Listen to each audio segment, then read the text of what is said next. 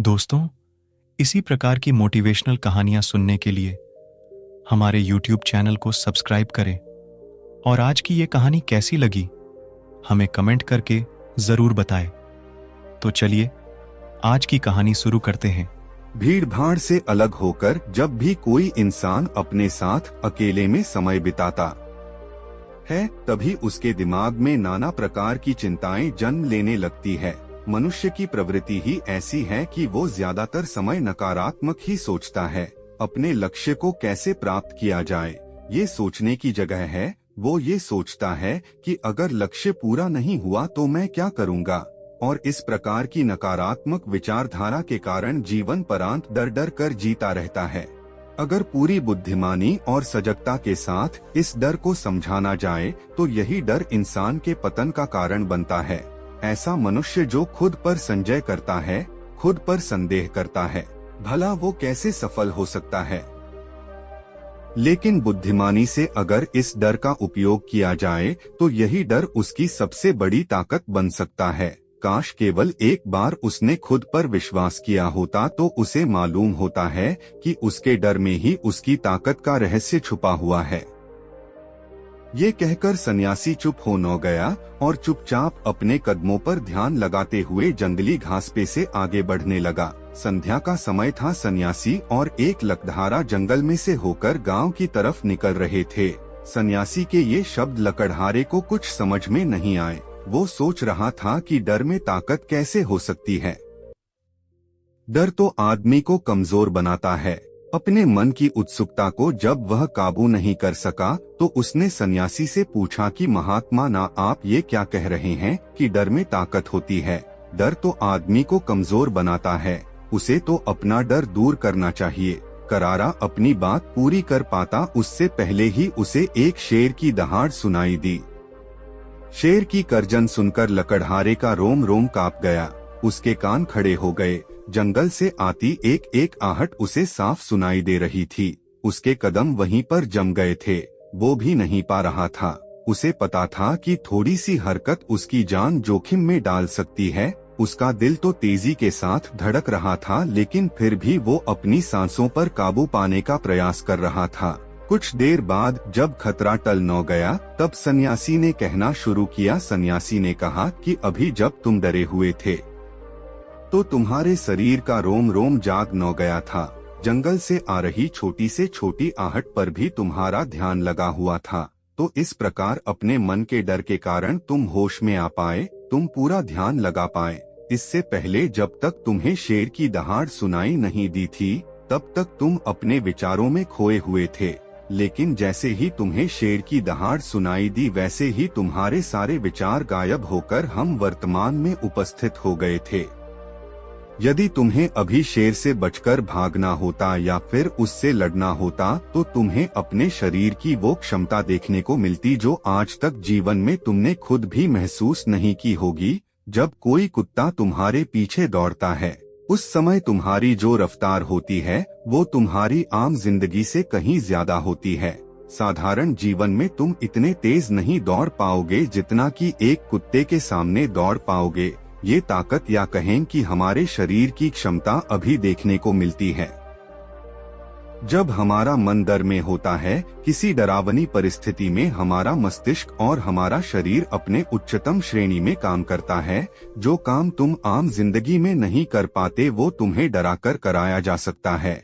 जहाँ पर भी तुम्हें डर का एहसास होता है वहीं पर तुम्हारी इंद्रियां पूर्ण रूप से सक्रिय हो जाती है। तुम्हारे कानों की सुनने की क्षमता तेज हो जाती है, दृष्टि एक टक हो जाती है, पूरी सजग हो जाती है, सक्रियता बढ़ जाती है। और जैसे जैसे वो डर खत्म होता है वैसे वैसे तुम सुप्त अवस्था में चले जाते हो, तुम सो जाते हो और तुम्हारे इंद्रिय फिर से आराम की स्थिति में चली जाती है। सन्यासी ने लकड़हारे से कहना जारी रखा कि परीक्षा से एक दिन पहले जो याद करने की तुम्हारी गति होती है वो साधारण याद करने की क्षमता से कहीं तेज होती है। सिर्फ एक बार याद किया हुआ तुम्हें परीक्षा के समय याद रह जाता है और तुम जानते हो कि ये सब परीक्षा के डर से ही होता है। इसीलिए डर को दूर करने की जगह इंसान को ये सोचना चाहिए कि वो अपने डर को ताकत कैसे बना सकता है। जिस प्रकार सुख और दुख, प्रकाश और अंधेरा एक ही सिक्के के दो पहलू होते हैं, उसी प्रकार डर और ताकत भी एक ही सिक्के के दो पहलू होते हैं। जिस प्रकार रोशनी के बिना अंधेरा पूर्ण नहीं होता, सुख के बिना दुख पूर्ण नहीं होता, उसी प्रकार डर के बिना ताकत का भी कोई महत्व नहीं है। लकड़हारा सन्यासी के ज्ञान से बहुत प्रभावित हुआ। उनके चरणों में नतमस्तक हो न गया और उनसे पूछा कि महात्मा, अंधेरे को तो दिया जलाकर रोशनी से भरा जा सकता है, लेकिन अपने डर को ताकत में कैसे बदले? इसके लिए कोई उपाय बताएं। इस पर सन्यासी ने कहा कि डर दो प्रकार के होते हैं, सबसे पहला मानसिक डर और दूसरा शारीरिक डर। सन्यासी ने लकड़हारे को समझाते हुए कहना शुरू किया कि मान लो तुम्हें जंगल से होकर गुजरना है और अचानक तुम पाते हो कि तुम्हारे मन में शेर का ख्याल आ गया। अभी तक प्रत्यक्ष रूप में शेर तुम्हारे सामने नहीं आया है, ना उसकी दाढ़ सुनाई दिए, मतलब दूर दूर तक कोई अंदेशा नहीं है कि जंगल में शेर मौजूद हैं। लेकिन शेर का ख्याल आने से तुम्हारे मन में एक डर पनप गया। अब तुम्हारा उठने वाला एक एक कदम उसी डर से अभिभूत होगा। हर समय तुम्हारे मन में यही ख्याल चलेगा कि कहीं शेर ना जाए। ये शेर वर्तमान में तुम्हारे सामने नहीं है, यह तुम्हारी बहुविष्यक की कल्पना है। इसी प्रकार जो मनुष्य अतीत और भविष्य की चिंताओं में डूबा रहता है, वो मानसिक डर का शिकार होता चला जाता है। इसी विडंबना के कारण वो अपने जीवन में जीतने भी निर्णय लेता है, वो सारे मानसिक डर से ग्रसित होते हैं। इसीलिए ज्यादातर मनुष्य पूर्ण रूप से अपने निर्णय पर भरोसा नहीं कर पाते हैं और यही निर्णय या फिर फैसले जो आधे मन से लिए जाते हैं, मनुष्य के कार्य को पूरा नहीं होने देते।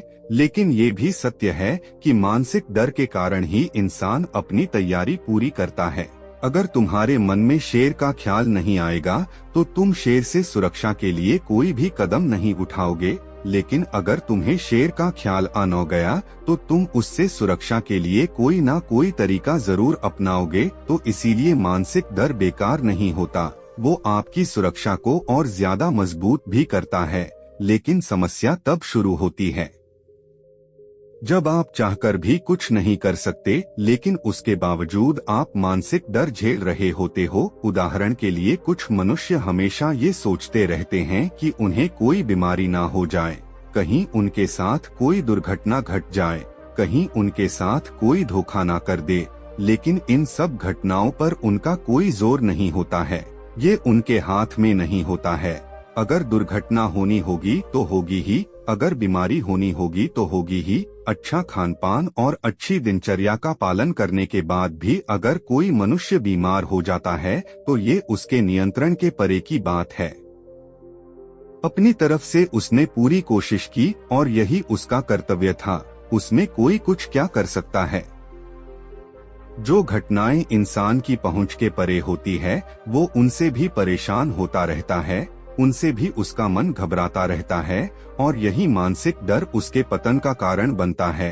और यही मानसिक डर अगर सही तरीके से इस्तेमाल किया जाए तो मनुष्य समझदार और अनुभवी कहलाएगा। जो इंसान ये सोचता है कि कांटे सिर्फ दर्द देने के लिए ही बने हैं, वो ये भूल जाता है कि कांटे ही फूलों की रक्षा करते हैं। इसी प्रकार एक ज्ञानी मनुष्य किसी भी चीज का उपयोग अपने सकारात्मक तरीके से कर सकता है, लेकिन एक अज्ञानी मनुष्य है अपनी अज्ञानतावश उन चीजों को भी छोड़ देता है जो उसके लिए उपयोगी होती है। विवेकशील मनुष्य फेंके गए पत्थरों का भी महल खड़ा कर लेता है, लेकिन एक वैज्ञानिक मनुष्य उन पत्थरों को दूसरों पर फेंकता रहता है। अगर किसी मनुष्य को अपने मानसिक डर को ताकत में बदलना है तो उसके कुछ नियम हैं, कुछ उपाय है। सबसे पहला उपाय अपने विचारों का निरीक्षण। अगर हम अपने जीवन में अपने विचारों का निरीक्षण करेंगे तो हम पाएंगे कि ज्यादातर विचार हमारे काल्पनिक होते हैं और इसीलिए जो डर उन विचारों के कारण पनपता है वो भी काल्पनिक होता है। ज्यादा सोचने वाले लोगों को जब सोचने के लिए कुछ नहीं मिलता तो वो निरर्थक बातों के बारे में सोचने लगते हैं और वो बेकार के विचार उसे तो परेशान करते ही हैं, साथ के साथ उसके परिजनों को, उसके सगे संबंधियों को भी परेशान करते हैं। इसीलिए ज्यादा सोचने वाले लोगों को यह समझना चाहिए कि मन में उठ रहे तमाम विचारों में से काम के विचार कौन से हैं और बेकार के विचार कौन से हैं। जो निरर्थक विचार हो उन्हें दूर करते जाओ और जो सार्थक विचार हो उनको गहराई से सोचना शुरू करो, तभी तुम्हारी समस्याओं के, तुम्हारी उलझनों के उपाय निकलेंगे। मानसिक डर को दूर करने का दूसरा उपाय है उसका सामना करना। इसका मतलब यह नहीं है कि तुम शेर के सामने जाकर खड़े हो जाओ, बल्कि इसका मतलब यह है कि पूर्ण सुरक्षा के साथ तुम जंगल में जा रहे हो। यदि जंगल में जाना बहुत आवश्यक है तो तुम शेर के डर से अपने घर पर नहीं बैठ सकते हो। इसी प्रकार मनुष्य के जीवन में बहुत सारे डर होते हैं, जैसे कि परीक्षा का डर, लक्ष्य ना पाने का डर, झूठ बोलने का डर, सच के पता लग जाने का डर, अपनों को खो देने का डर, दुर्घटना हो जाने का डर। लेकिन जैसे जैसे समय के साथ इन डरों का सामना किया जाता है, वैसे वैसे ये डर जीवन से दूर होते चले जाते हैं। अगर तुम इनसे बचने का प्रयास करते हो तो ये जीवन भर तुम्हें सताते रहेंगे। ये तभी दूर हो सकते हैं जब तुम इनका सामना करो। कुछ लोगों को तो दूसरों के सामने खुलकर बात करने में भी डर लगता है। ऐसे लोगों को अनजान लोगों से बात करनी चाहिए। जितना ही वो लोगों से बात करेंगे उतना ही उनके मन का डर दूर होता जाएगा। मानसिक डर को ताकत में बदलने का तीसरा उपाय है अपने डर को स्वीकार करना। बहुत से लोग अपने जीवन में अपने डर को स्वीकार ही नहीं कर पाते। अगर आप उनसे पूछेंगे कि उन्हें किस चीज से डर लगता है तो वह साफ इनकार कर देंगे कि उन्हें किसी चीज से कोई डर नहीं लगता। लेकिन दूसरों की नजरों में ऊंचा उठने के लिए ये झूठ उन्हें बहुत महंगा पड़ता है। अगर वो अपने डर को स्वीकार करना नहीं सीखेंगे तो वो जीवन पर्यंत उस डर से मुक्त नहीं हो पाएंगे। इसीलिए समझदारी इसी में है कि अपने डर को स्वीकार कर लिया जाए। अगर आपको किसी चीज से डर लगता है तो किसी से शर्माने की या झिझकने की जरूरत नहीं है। हर मनुष्य को, हर इंसान को किसी न किसी चीज से डर लगता ही है। और आप पाएंगे कि जैसे ही आप अपने डर को स्वीकार करते हैं वैसे ही आपका डर खत्म होना शुरू हो जाता है। और जितना ही आप अपने डर को छुपाने की कोशिश करेंगे आपका डर उतना ही मजबूत होता चला जाता है।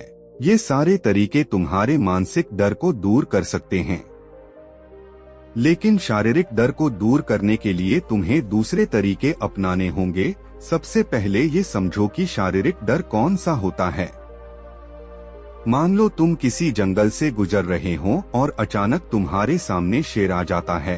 तुमने पहले नहीं सोचा था कि शेर तुम्हारे सामने आ सकता है, लेकिन जब वो तुम्हारे सामने आता है तो तुम्हारी सारी शारीरिक गतिविधियां शिथिल हो जाती है, तुम्हारी सांसें अटक जाती हैं, मस्तिष्क काम करना बंद कर देता है और तुम्हारा दिल तेजी के साथ धड़कने लगता है। तो इसीलिए जब बिन सोची बात हमारे साथ घटित होती है तो हमारा शरीर उस डर को महसूस कर पाता है और वही शारीरिक डर कहलाता है। ऐसे समय में शारीरिक डर को दूर करने के कुछ उपाय हैं, कुछ तरीके हैं। सबसे पहला उपाय तो यही है कि अपने ऊपर संयम रखें।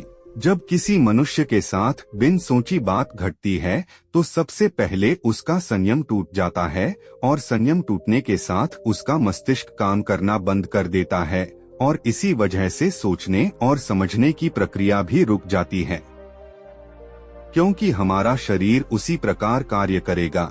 इस प्रकार हमारा मस्तिष्क उसे निर्देश देगा। अगर मस्तिष्क की सोचने समझने की शक्ति खत्म हो गई तो हमारा शरीर भी शिथिल हो जाता है। तो इसीलिए अगर कठिन समय में मनुष्य अपने ऊपर संयम रखता है तो उसका मस्तिष्क सही तरीके से काम करता है और वो सही निर्णय लेकर उस परिस्थिति से तत्काल बाहर आ सकता है। यहाँ पर दूसरा उपाय समझने का ये है कि जीवन में कुछ भी घटित हो सकता है। जीवन बड़ा चमत्कारिक होता है, वो हमारी सोच के अनुरूप नहीं चलता, बल्कि उसमें कुछ भी हो सकता है और यही जीवन की खूबसूरती होती है। अगर आपको आज ही पता चल जाए कि आने वाले 10 साल तक अब क्या कर पाएंगे तो आपकी जीवन में से रुचि खत्म हो जाएगी। लेकिन अगर जीवन एक रहस्यमय किताब की तरह बना रहेगा तो आप अपने जीवन से कभी नहीं थकेंगे। आपका जीवन आपको आश्चर्यचकित करता रहेगा।